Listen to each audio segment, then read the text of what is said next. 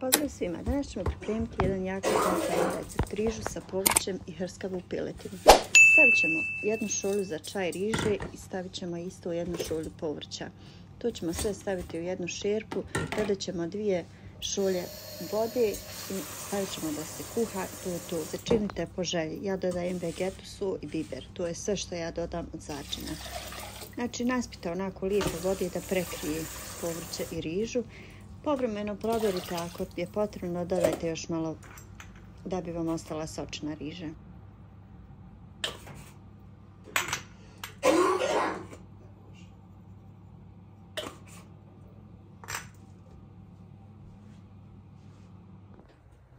Pripremit ćemo i karabatkove iz rerne, stavit ćemo vegetu, so, biber, crvenu papriku.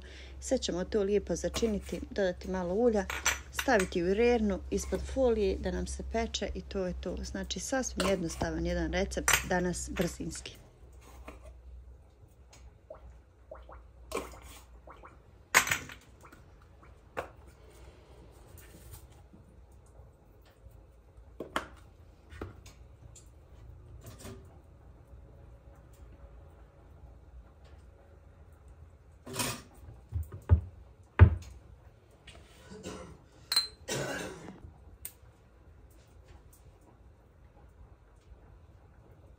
Kada začinjavate meso, obavezno dobro rukom izmiješajte da vam se svi sastojci sjedine i da cijela piletina bude prekrivena sa ovim začinima.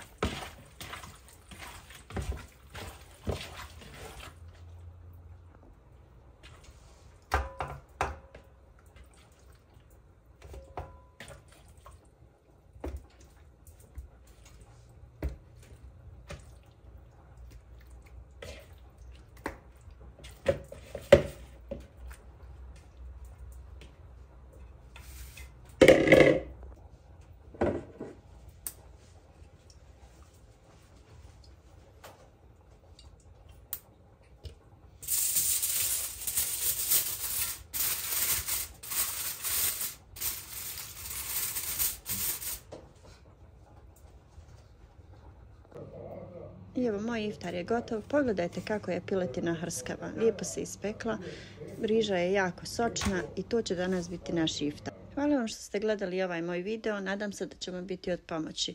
Hvala vam još jednom što ste tu, što me pratite i što me svakodnevno podržavate. Ako niste, pretplatite se na moj kanal, potpuno je besplatno. Hvala još jednom.